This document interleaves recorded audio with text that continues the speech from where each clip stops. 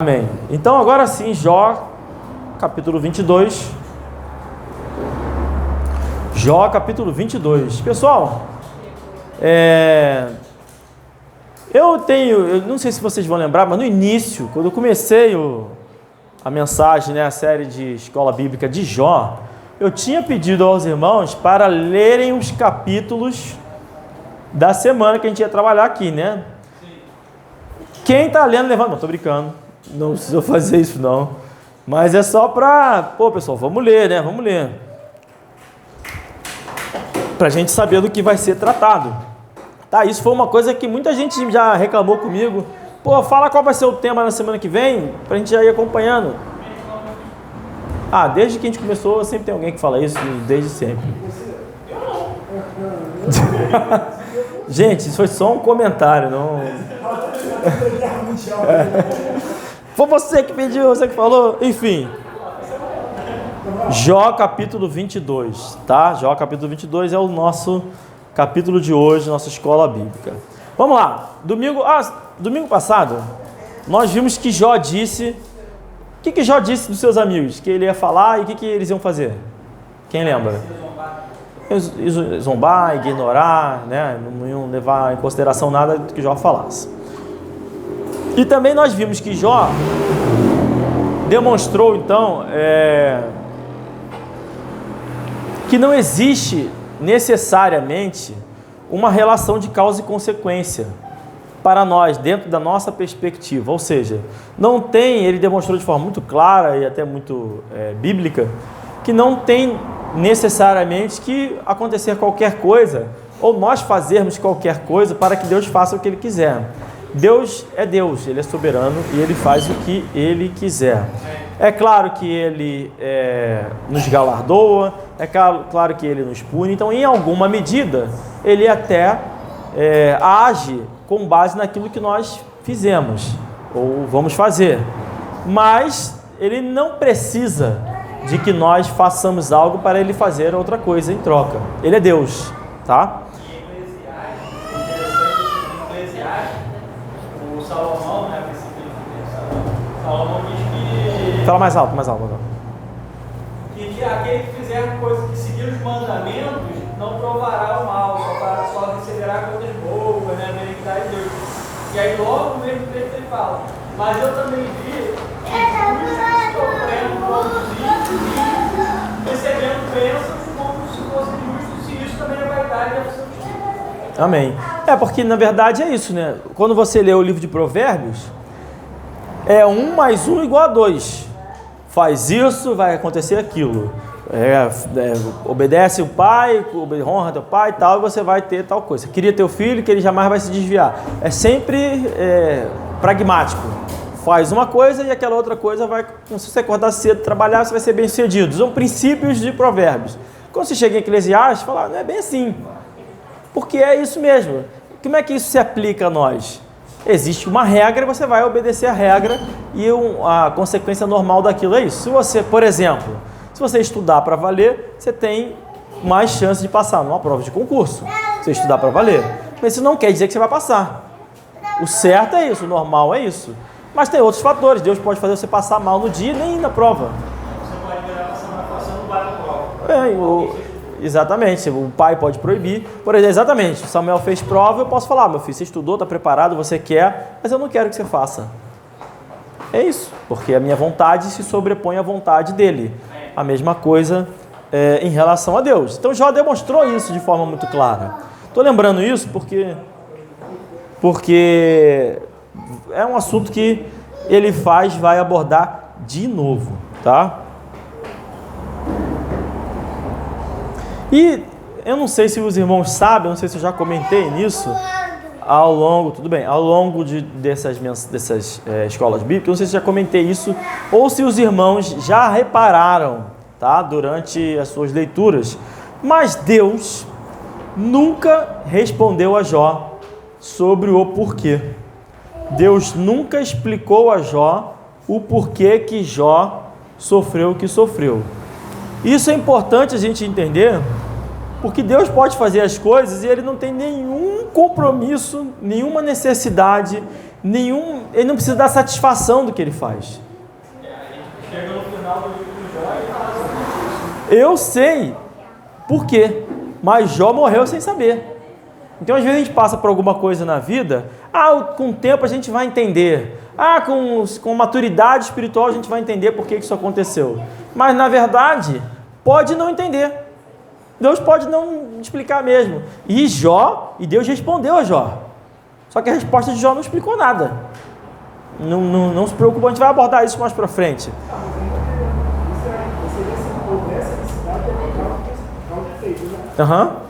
Exatamente. Por quê? Porque pensa em alguém sofrendo hoje em dia. Por que eu estou falando isso? Pensa em alguém sofrendo hoje em dia. E as pessoas vão querer aconselhar essa pessoa.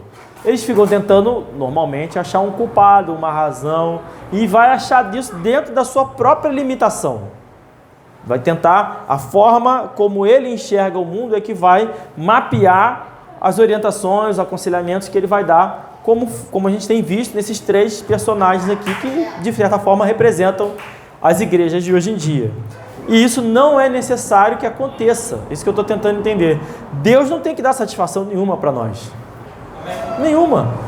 E Deus respondeu àqueles que realmente eram servos de Deus e que eram pessoas grandes, vamos dizer assim, né? Por exemplo... Aquele comentário lá que você viu no domingo lá que a gente estava aqui. Como que deixa isso acontecer? Como que a menina, a criança some do nada? Acho que Deus fez. Ele está envolvido com essa história, ela questiona Deus esse cara. Exatamente. Eles ficam tentando, né? E quando Deus respondeu a algumas pessoas, ele não deu explicação nenhuma. Ele respondeu a Jonas. Não deu explicação nenhuma. Respondeu a Jó. Não deu explicação nenhuma. Porque ele não tem que dar satisfação a ninguém. Em outros casos, ele até respondeu, como respondeu a Elias com uma certa misericórdia. Respondeu a Abraão, né? Deixou lá, ficou lá enquanto os anjos foram lá destruir. Deus, o Senhor Jesus, na minha visão era Jesus, estava ali com Abraão. Ficou ali conversando com ele e tal, enfim. A Pedro também, Jesus não respondeu o que ele queria saber. Não respondeu a Pedro, exatamente. Mas respondeu a Pedro depois, quando ele teve a visão, explicou para ele a visão, tudo. Não, João, quando ele fala que João, ele fala para João que quer que ele fique, até que ele venha, isso lá, e Pedro questiona, como assim? Aí João fala no final do livro, né? Ele não falou que não ia acontecer tal coisa. Vai achando aí. Mas a gente entende isso, né? Deus não tem obrigação para conosco, tá? Nós é que somos servos. E mais? Fala, pode ler. Pedro falou isso. E Pedro voltou a subir do serviço da máquina. Disse Jesus: se eu quero que ele fique até que eu venha, que te importa aqui? Segue-me tudo. Amém. Se eu quero que ele fique até que eu venha, que te importa? O que você tem a ver com isso? Né? Trazendo à memória a autoridade divina que Jesus tem. Exatamente. Bom, e mais, não só Jó morreu sem entender os motivos, como os amigos de Jó também. Ficou todo mundo sem saber por que Jó passou por aquilo ali. Deus poderia ter respondido, aconteceu porque Satanás veio lá, tal, e eu deixei ele fazer. Poderia, mas ele não respondeu. Em compensação, ele viu o cativeiro de Jó. Viu o quê? Viu o cativeiro de Jó. Viu o cativeiro de Jó, exatamente. Jó não estava fazendo nada de errado. Apesar, assim, né? Inclusive Deus mandou Jó. No final a gente vai ver que Deus vai mandar Jó oferecer sacrifício pelos seus amigos, né? Porque Jó estava falando as coisas corretas. Muito bem. Agora vamos então, já fizemos essa introdução aí, lembrete, versículo 1. Versículo 1. Então respondeu Elifaz o temanita dizendo: porventura será o homem de algum proveito a Deus? Antes a si mesmo o prudente será proveitoso. Ou tem o Todo-Poderoso prazer em que tu sejas justos, ou algum lucro em que tu faças perfeitos os teus caminhos? Pessoal, pergunto aos irmãos, o que Elifaz está tentando argumentar aqui? É uma introdução de argumento. Ele vai dizer, porventura será o homem de algum proveito a Deus? antes a si mesmo prudente será proveitoso. Ou tem o Todo-Poderoso prazer em que tu sejas justo. Deus tem prazer em que seja justo. Tem, vamos chegar lá. Mas o que ele faz, está tentando dizer aqui?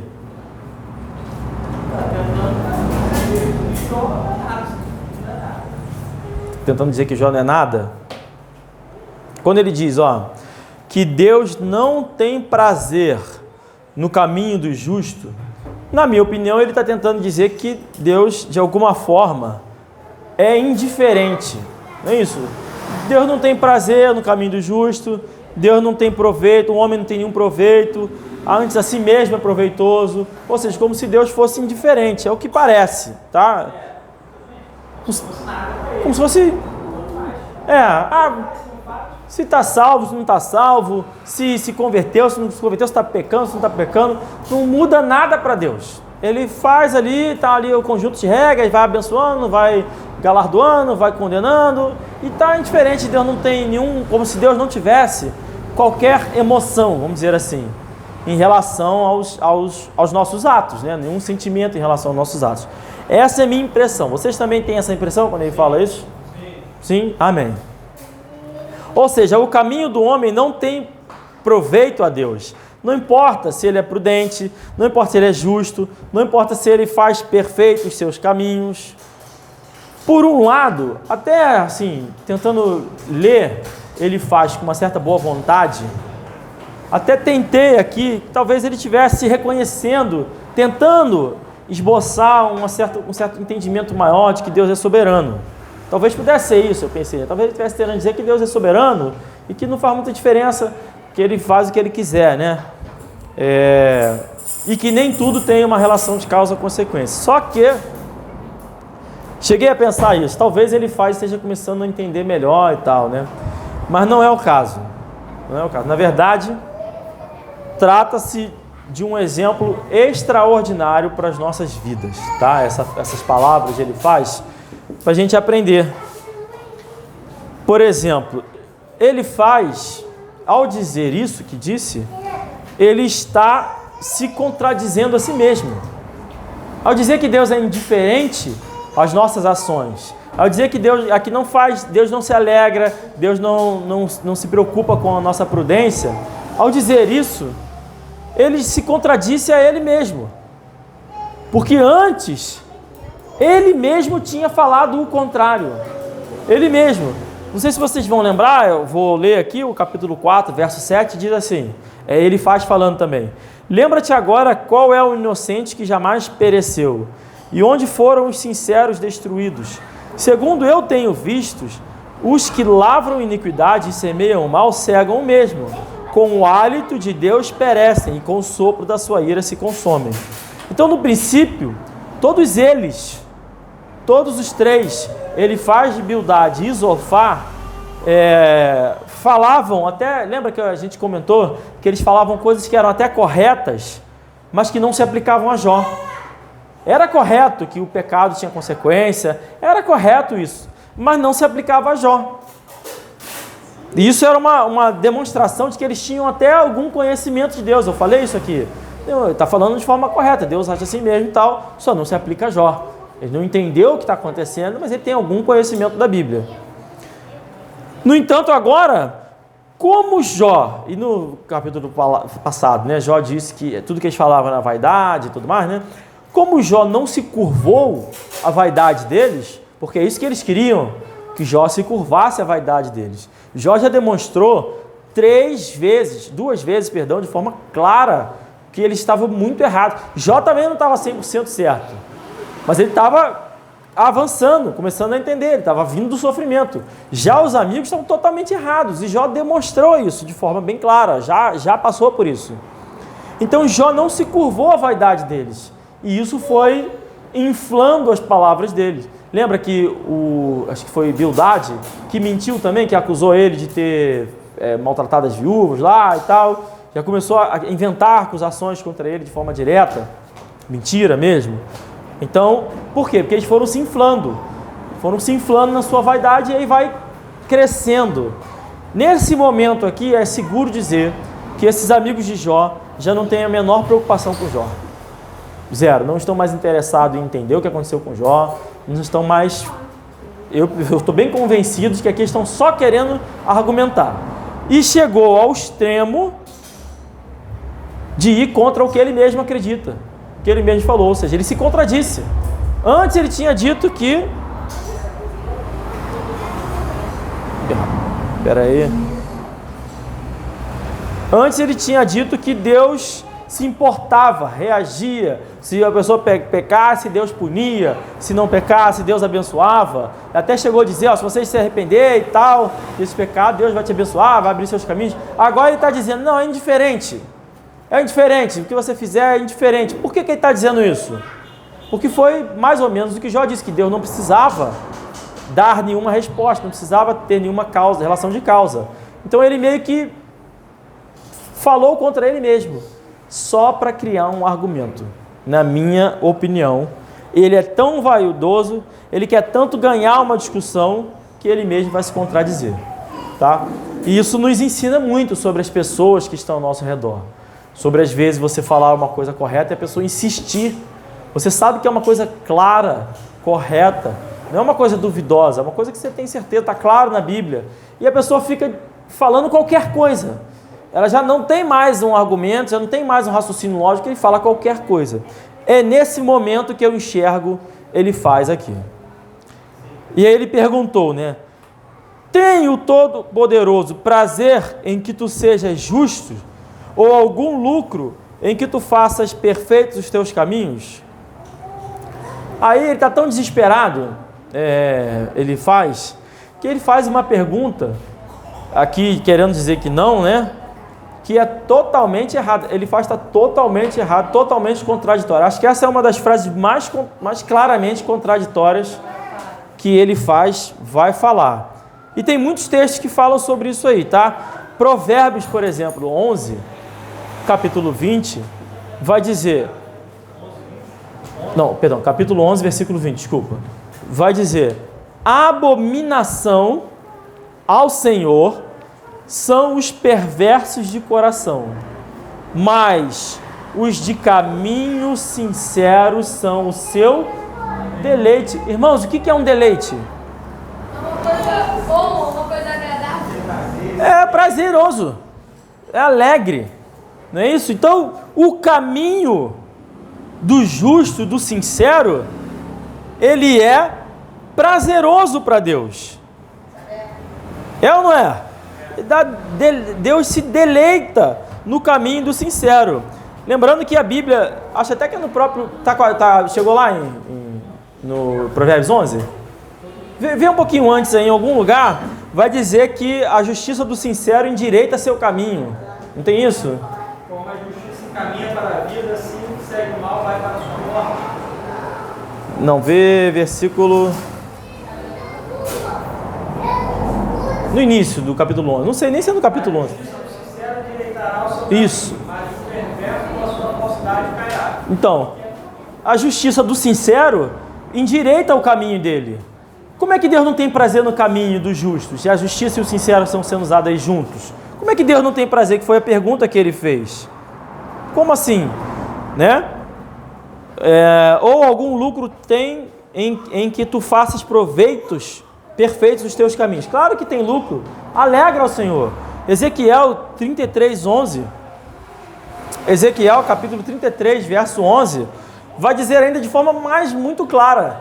Ezequiel 33 é o capítulo que eu uso para dizer que a gente tem que falar, né? Tem que falar, mesmo que a pessoa não vá ouvir, você tem que falar, porque senão o sangue da pessoa recai sobre você. Mas tem um detalhe nesse capítulo que passa despercebido, que é muito interessante. Ezequiel capítulo 33, verso 11. Acharam aí? Achou? Diz assim, dize-lhes, vivo eu. Quem está dizendo isso? Deus. O Senhor, Deus.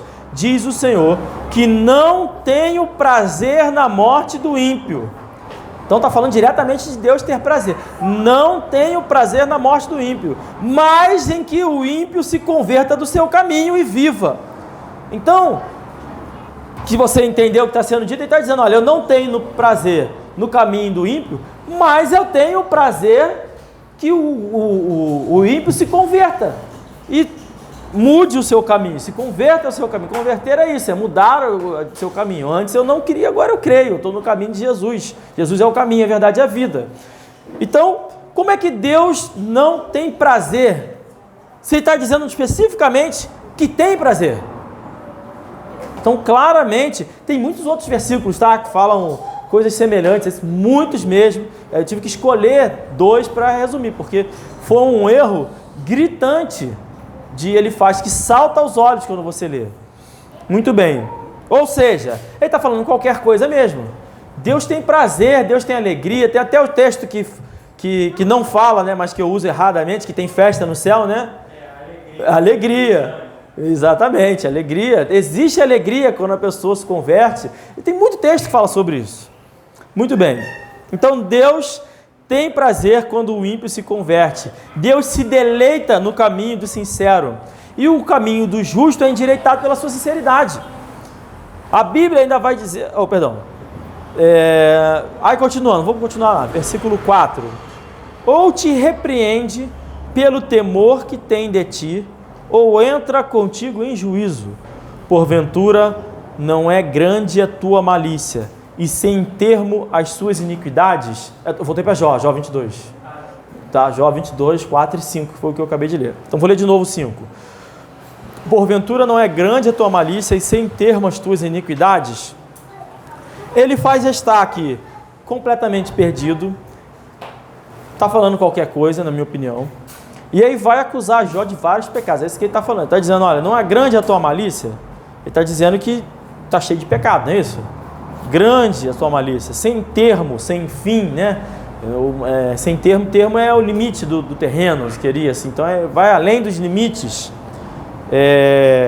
As tuas iniquidades, iniquidade é pecado. Então ele está acusando Jó de ser um grande pecador.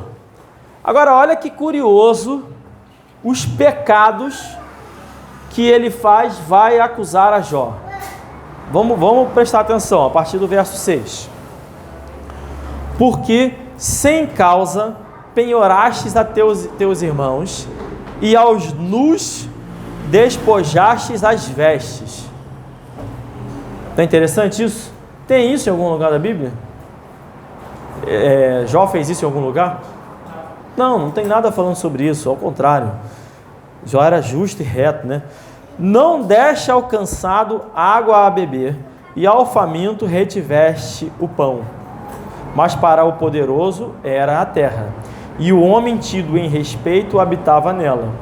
As viúvas despediste vazias, e os braços dos órfãos foram quebrados. Por isso é que estás cercado de laços, e te perturba um pavor repentino. Então, voltou. Ora, ele se contradisse aqui de novo, porque ele acabou de dizer que os caminhos não tem nenhum motivo, Deus não se importa muito com seus caminhos. Ele acabou de falar isso. Deus é indiferente ao que a gente faz. E agora ele está dizendo, como você é pecador, como você despede nu o que você penhorou, como você abandonou os órfãos e as viúvas, por isso que estás cercado de laços e te perturba um pavor repentino. Então ele se contradisse no próprio texto, na própria fala, no próprio momento aqui. Fala. E esse tipo de coisa acontece com frequência. A palavra, inclusive na época comigo, aconteceu mais vezes até então, quando veio a revelação que realmente aconteceu, né? Porque sempre ficou na minha cabeça esse texto aqui. Em Hebreus capítulo 4, versículo 12, fala, porque a palavra de Deus é viva e eficaz, mais importante que espada de dois gumes, penetra até a divisão da alma e do espírito, das juntas e medulas, e é apta para discernir os pensamentos e intenções do coração. Então, quando Jó, tudo bem, no desespero dele, na dor dele, ele falou umas coisas erradas, né? Confrontou lá, questionou, mas ele traz, em contato com alguma sanidade, traz o discurso certo da palavra de Deus. Sim. E serve para poder chegar num ponto em que ele se revela exatamente o que está no coração dele. Né? Exatamente. Porque essa acusação sem fundamento. Ele não chegava declarando isso, mas no final das contas foi isso que estava acontecendo. A mesma coisa que eu disse. Não chegou lá e foi isso, aconteceu isso. Mas depois do tempo Deus trouxe essas coisas na tona. Amém. Vocês entenderam a analogia que ele fez? Porque a palavra de Deus discerne os corações. Então Jó, de fato, fez isso aqui. Ele, na sua confusão, falando na emoção, claramente emocionado, falando coisas, pedindo misericórdia dos seus amigos, conseguiu, pelo uso da palavra de Deus, pelo discernimento da palavra de Deus, determinar de forma bem clara o que estava no coração dos seus amigos. E isso é a mais pura verdade. Aconteceu no seu caso, né? As pessoas falavam muita coisa. E eu falava de cá, pregando a palavra, falando, até que chegou uma hora. Que veio à tona. Foi falando, veio à tona. Amém. E é uma acusação, tudo isso aqui, tá? Isso aqui são acusações de pecados descritos na Bíblia. Sem causa penhoraste a teu irmão e aos nus despojaste as tuas vestes, tá? Isso aqui está escrito na Bíblia que se você emprestou e a pessoa não tem como pagar, né? Não tem um negócio desse? Se não tem como pagar, só tem a roupa do corpo, você não deve receber. Então está dizendo que Jó fez isso aqui, acusou. E todos esses aqui são coisas que a Bíblia ordena que se faça e Jó está sendo acusado de não fazer. Agora, o que me chamou a atenção nessas 4 acusações? O que tem de curioso nessas 4 acusações? Primeiro que ele repetiu, né? É a segunda vez que eles vão fazer acusações diretas, né? Antes era tudo genérico, agora é a segunda vez que eles vão acusar de forma direta. E que a gente já sabe, vou perguntar para os irmãos, então, a gente não sabe de nada, vou perguntar. Jó fez essas coisas aqui? Não, a gente já sabia disso, né? A gente já discutiu isso há 2 domingos atrás, né? Agora, o que mais me chamou a atenção, por exemplo, no verso 6, preste atenção onde eu quero chegar, hein? No verso 6, ele acusa Jó sobre penhor. O que é o penhor? É um empréstimo, né? Então ele emprestou com usura. É isso que ele está falando, ele emprestou com usura, né? Não teve misericórdia, não teve piedade e tal. No verso 7, então a primeira acusação envolve dinheiro e penhor. A segunda acusação acusa Jó de não repartir com os pobres. Vai prestando atenção, a primeira acusação, penhor, ele fez empréstimos errados. A segunda, não repartiu com os pobres. A terceira acusação, que Jó se relacionava de alguma forma ali meio imoral, talvez, no verso 8, né? Com os homens poderosos da terra. Não é? Não. Então ele está, primeiro, presta atenção, hein? Primeiro, juros abusivos, vamos dizer assim, né? Penhor, usura e tal. Segundo, não ajudou os pobres. Terceiro, se influenciou ali com os mais poderosos. E no quarto, acusa Jó de não dar atenção às viúvas e os órfãos. O que seriam as viúvas e os órfãos na sociedade? Os mais vulneráveis, os mais frágeis da sociedade. Vulneráveis, mas que precisam de maior auxílio, inclusive na própria Bíblia, tá? Então, beleza. Com isso em mente, no 10 ele vai dizer que é por causa disso, por causa desses erros, que Jó está sofrendo o que está sofrendo. Agora, vamos lembrar dessas 4 acusações, eu vou repetir assim de forma facilitada, eu quero ver quem consegue entender onde eu quero chegar, para a gente poder remitir aos dias de hoje, é o desafio, hein? São 4 acusações. O primeiro é juros. Acusou Jó de juros, né? Emprestou, não devolveu, retirou até a roupa, é um juros abusivo. O segundo é o Bolsa Família. Não restituiu aos pobres. Não é isso que ele está dizendo? O Bolsa Família é isso, restituiu aos pobres. O terceiro é um ataque contra as elites opressoras. Porque Jó se envolveu com os elites ali e tal, na questão de terra e tal. E o quarto, assistência social. Não é isso? Aos viúvas e os órfãos. O que isso nos lembra? O que isso nos lembra hoje em dia? Tô empolgado, ninguém lembra de nada, gente. O que isso nos lembra? De certa forma. Por que essas acusações? Vamos lá. Vamos lembrar quem era Jó. Jó era rico ou pobre? Rico, Jó era rico, né? Todas essas acusações são acusações, na minha visão, que também, em primeiro lugar, são acusações de pecados descritos na Bíblia. Tá? Só para não tirar minha fala do contexto. Acusações de pecados descritos na Bíblia. Mas também são acusações de um espectro político. Não parece? Que tem que ajudar os pobres, tem que fazer não sei o quê, tem que fazer justiça social. O que eles estão tentando dizer aqui? Qualquer uma outra igreja, ou espírito fala isso. Exatamente, da caridade, não é isso que tem que fazer, essas coisas, de construir o seu caminho para o céu. Estava pregando com uma pessoa na rua que não faz isso. Mas vocês ajudam as pessoas? Não. Porque, na verdade, parece meio duro assim, a Bíblia ordena que a gente ajude entre nós aqui, irmãos. Entre os irmãos. Não é para sair fazendo tudo para todo mundo, não. Apesar de estar escrito que a todo aquele que te pedir, né, é para dar. Mas isso está no contexto do Sermão do Monte, o mesmo sermão que Jesus disse que sejam perfeitos como eu sou perfeito. Aquilo ali é só para você ver que você precisa de um Salvador. Você não vai conseguir ser perfeito como Jesus. Mas enfim, só para não deixar isso no ar aí, depois, você não sabe que a Bíblia diz que é para você dar, todo mundo te pedir? Faz esse teste, pô. Uma vez a gente estava em São Paulo, a gente foi de um ponto ao outro, assim, perto. Acho que a gente contou 11 sinais de trânsito na capital lá, com gente pedindo alguma coisa. Eu não tinha nem condições de fazer isso. Eu tenho que começar a tirar a roupa do corpo, tênis.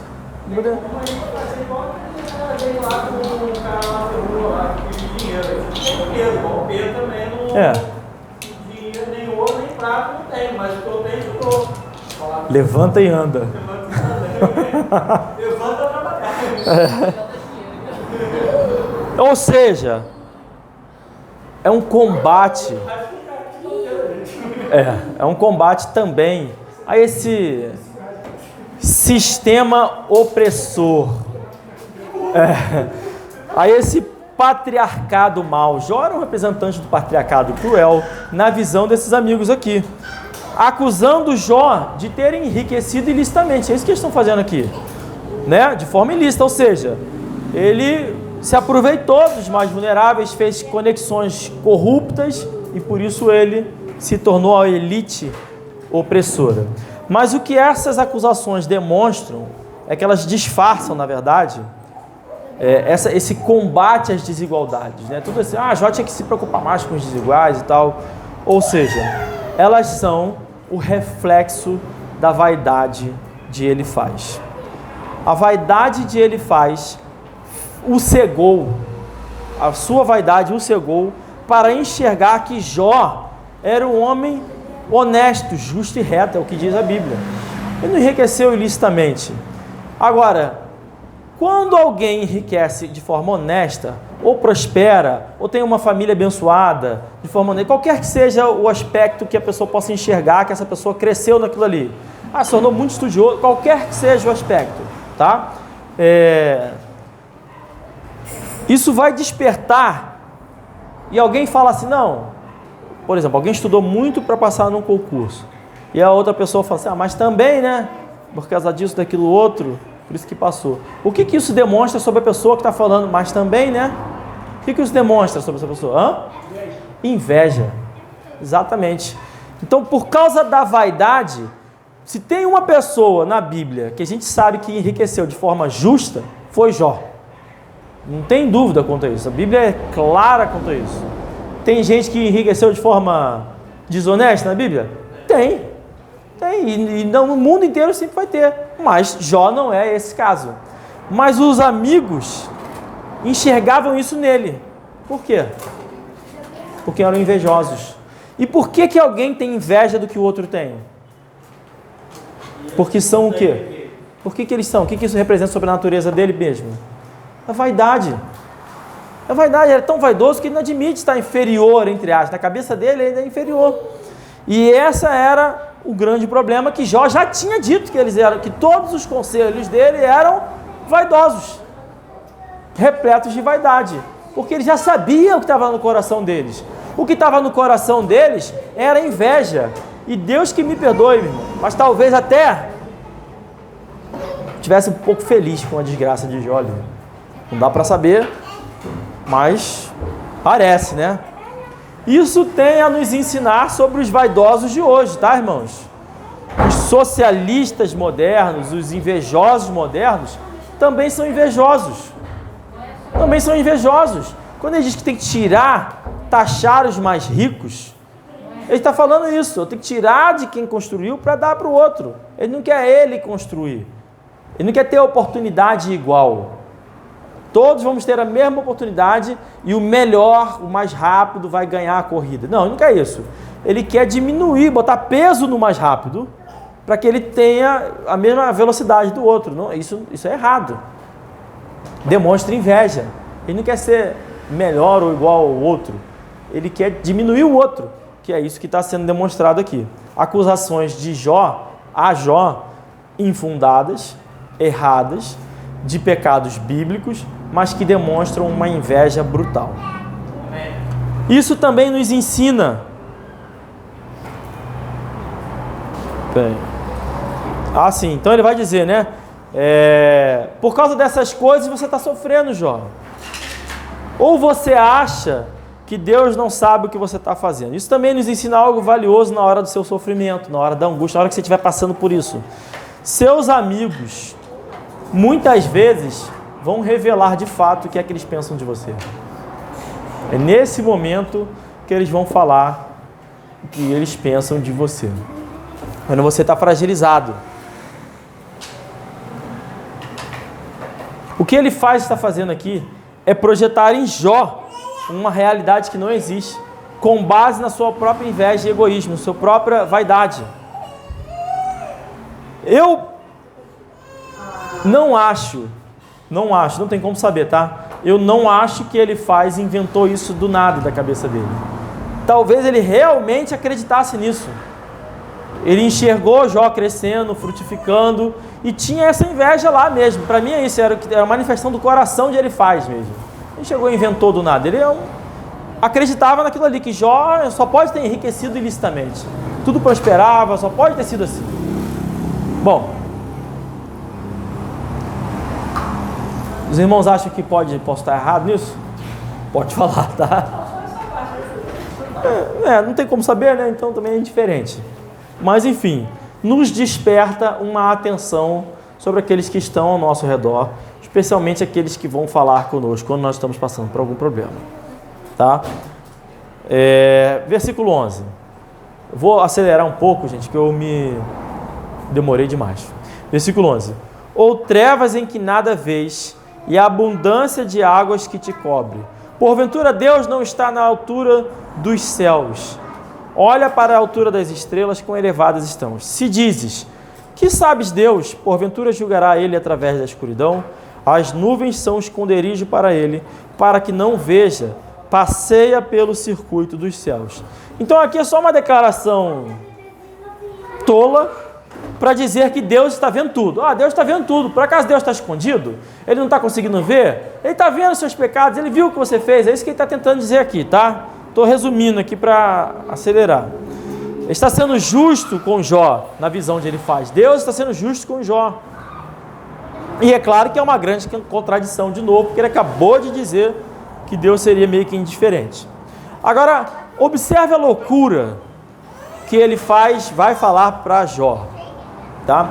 Ele é tão orgulhoso que está completamente perdido. Olha o que ele vai dizer agora aqui, versículo 15. Porventura queres guardar a vereda antiga que pisaram os homens iníquos? Eles foram arrebatados antes do seu tempo. Sobre o seu fundamento, um dilúvio se derramou. Pessoal, vocês entenderam o que ele está acusando Jó aqui? De ser como quem? Como Satanás? Não tanto. Como o povo da terra antes de Noé. Não é isso? Ele está falando, você está querendo ser como os antigos, né, que foram assolados pelo dilúvio? É isso que ele está acusando. Isso já responde à pergunta que tem muita gente que diz que o livro de Jó é de antes do dilúvio. Tá claro, né? Não preciso nem mais voltar. Nesse momento que aconteceu essa história, o dilúvio já é algo que pertence aos antigos. Tá? Então, ele é depois do dilúvio. Só para deixar claro, que o pessoal fala as coisas sem ler a Bíblia. Só pode ser isso. Enfim, não é, tá? Antes do dilúvio. O que vocês entendem que ele faz estar acusando Jó aqui de ser como o povo do dilúvio? Agora vamos lá. Como era o povo... Perdão, gente. Como era o povo antes do dilúvio? Gênesis capítulo 5 e 6. Olha a acusação que ele faz, está fazendo de Jó. Chegou ao extremo e agora ele vai só acusar mesmo. Não tem mais limite. Ele sim, a maldade de ele faz sim, que não tem termo. Vamos lá. E viu o Senhor que a maldade do homem se multiplicara sobre a terra e que toda a imaginação dos pensamentos do seu coração era só má continuamente. Quer falar alguma coisa? É capítulo 6, versículo 5, não 5, 6. Não, eu falei capítulo 6, versículo 5 e 6.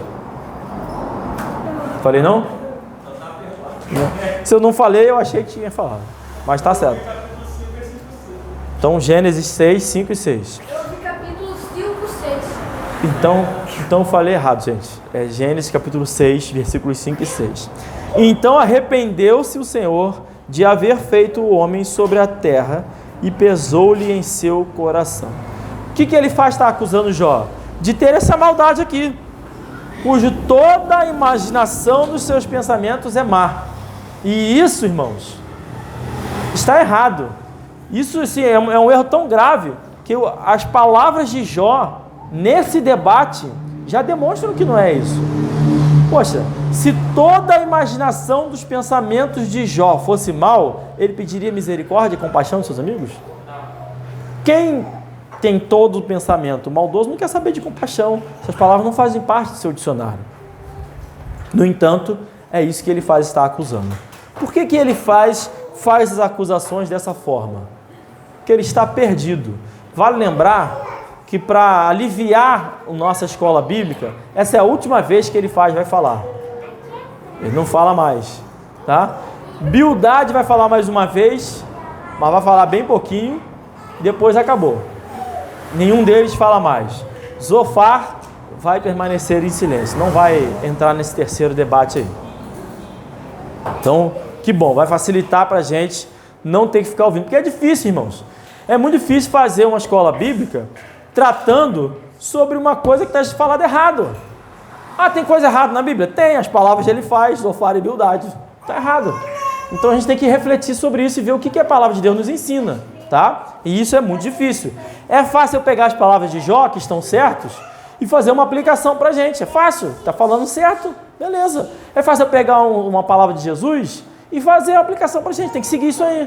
Agora, ver a mensagem, a palavra de ele faz, tem que saber aonde ele errou, como ele errou, para a gente poder aprender, tá?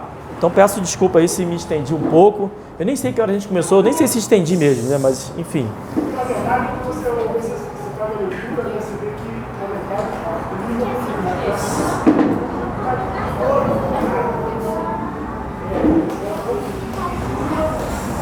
Exatamente.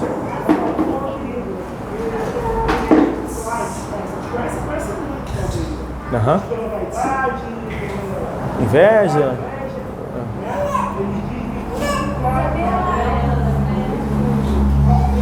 Uhum. Exatamente. Esse é o.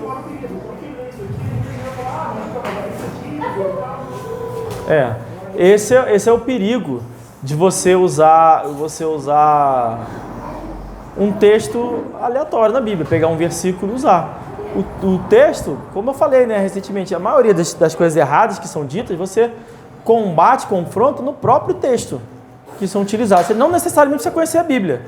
Você espera a pessoa mostrar o versículo e lê aquele capítulo todo, já vai ter um bom argumento para você. Mas vamos lá. Então está acusando Jó de ser esse povo aqui. Quando que vai chegar o momento que vai ter... As pessoas vão ter esse pensamento continuamente mau e perverso? Qual vai chegar? No final dos tempos. No fim dos tempos. Para acabar. Vai ser isso, a maldade se multiplicará, as pessoas inventarão maneiras de praticar o mal, são coisas que Jesus falou. Então, Ele está... Vai ter um ou outro Noé? Então, amém. Sejamos nós, né? Vamos nós. Na verdade, isso aí é uma condição ao homem natural. A intenção do nosso coração é mal, mas desde a nossa existência. O que nos faz ficar ainda com algum pensamento justo, é o próprio Deus. É a ação do Espírito Santo.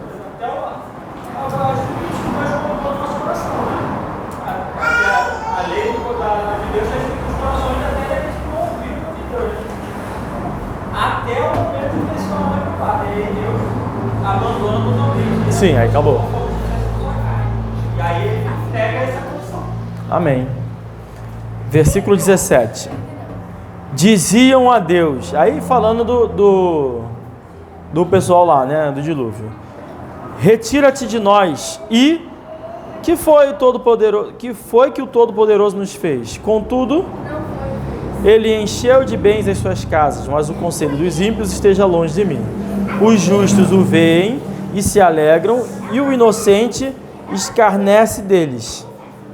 Porquanto o nosso adversário não foi destruído, mas o fogo consumiu o que restou deles, acusando Jó de ser zombador, escarnecedor, tudo isso em relação às coisas de Deus.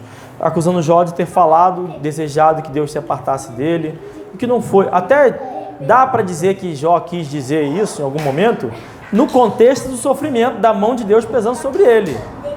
Não que ele queria se afastar de Deus, ele inclusive diz isso, que ainda que ele morra, né, ele vai estar com Deus, né, a sua alma será salva, enfim. Ele faz agora, vai fazer um lindo discurso, lindo, sem brincadeira, vai falar aí a partir do verso 21, vou ler até o final, um belíssimo discurso de ele faz, um apelo para Jó, me acompanha aí, tá? Diz assim: apega-te, pois, a ele e tem paz, e assim te sobrevirá o bem. Aceita, peço-te, a lei da sua boca e põe as suas palavras no seu coração.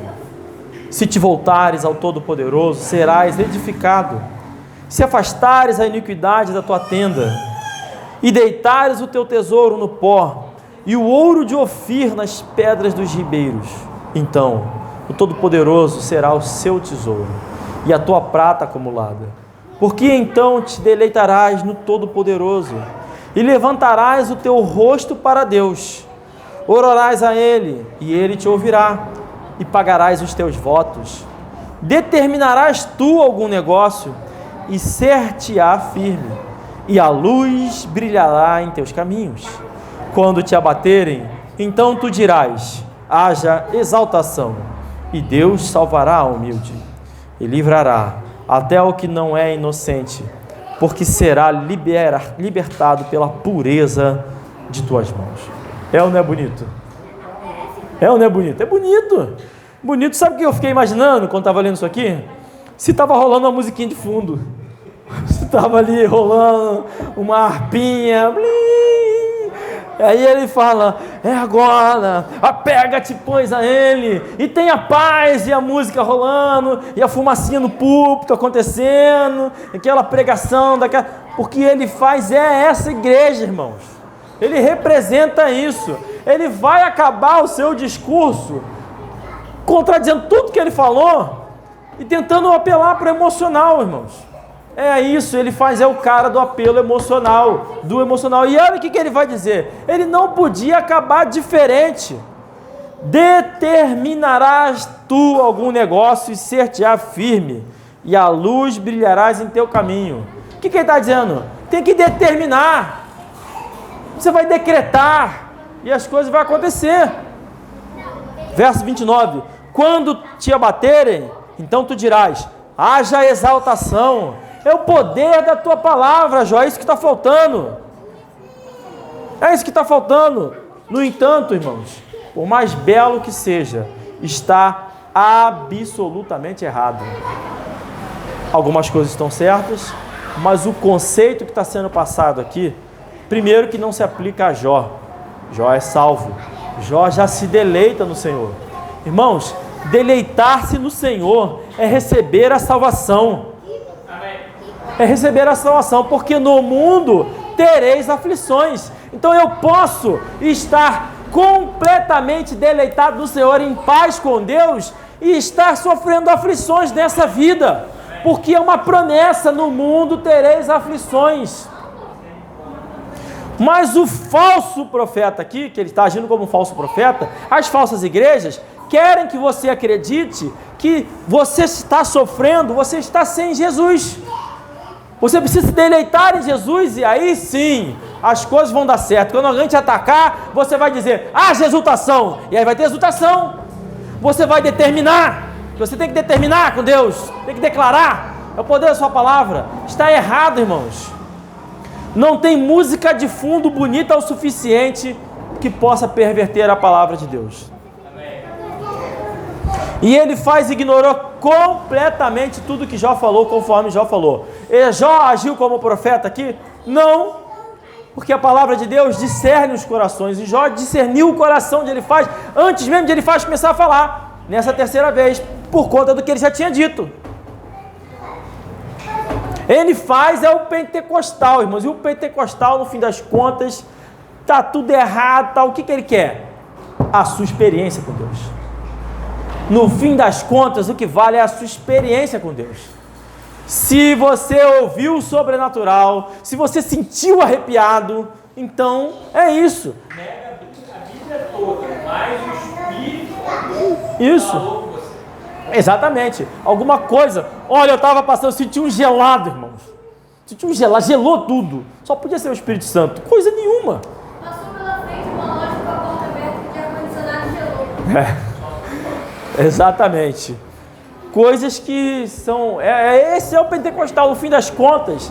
Nervoso, ele vai falar um monte de coisa, se contradizer, fazer acusações, buscar a justiça social lá e vai fazer um apelo emocional. É isso, e você vai decretar, aí vai ter o poder de Deus nas suas mãos. Irmãos, isso está errado. Está errado. E olha, digo mais. Teve um cidadão que não era salvo e que expulsou demônios em nome de Jesus. Vocês sabem disso, né? Expulsou demônios. Até que chegou um dia que chegou lá em nome de Jesus, de Paulo, e aí o demônio falou para ele: Jesus eu conheço, Paulo, não sei quem é, mas você, que é isso aí mesmo. E ele disse: determinarás tu algum negócio? Você tem que decretar, tem que determinar, você vai ter o poder de Deus, irmãos. Vamos voltar lá para Atos, que a gente leu aqui no início. Olha a diferença do pentecostal que promove isso, né? Que é ter o sentimento, a experiência com Deus, que você vai decretar e vai ter o poder de Deus, e você vai falar e as coisas vão acontecer. Olha a diferença disso, capítulo 3, verso 12, que a gente leu hoje. E quando Pedro viu isto, disse ao povo: homens israelitas, por que vos maravilhais disso? Ou, por que olhais tanto para nós, como se por nosso próprio poder ou santidade fizéssemos andar este homem? Irmãos, Pedro pegou o cara que não andava, levantou ele, mandou andar, ele andou e disse: não fui eu, não foi pelo meu poder, eu não tenho poder nenhum para fazer isso. Mas ele faz, não. Você vai ter o poder, você vai decretar as suas palavras. Essa é a diferença. Um milagre, quando acontece, vem de Deus, não da sua palavra, não do poder da sua boca, não de nada que você possa fazer, como o próprio Pedro disse. E nesse caso, Pedro fez, porque Pedro pegou e levantou, fez mesmo, pegou, literalmente fez. Mesmo assim, não. Se eu pegar alguém aqui, irmãos, paralítico, levantar a pessoa e colocar de pé, ela vai cair depois. Pode ou não pode acontecer isso? Deus pode fazer ela levantar? Deus pode fazer o que Ele quiser. Mas eu, Francisco, se pegar alguém, levantar e colocar de pé, vai cair no chão. E se essa pessoa ficar de pé e andar? Eu fizer, dar uma de maluco, fizer essa pessoa ficar... Fui eu que fiz isso? Não. Óbvio que não. Eu não tenho poder nenhum. É igual criança que assiste a Homem-Aranha e depois quer ficar jogando teia. Não adianta, você pode fazer quanto você quiser com a sua mão, que não vai sair teia da sua mão, porque você não tem teia, você não é um Homem-Aranha, você não tem poder. Não adianta, mas eu vou falar e o poder... Não, irmãos, o poder pertence a Deus. Pode falar, pode falar. Ah, mas pode...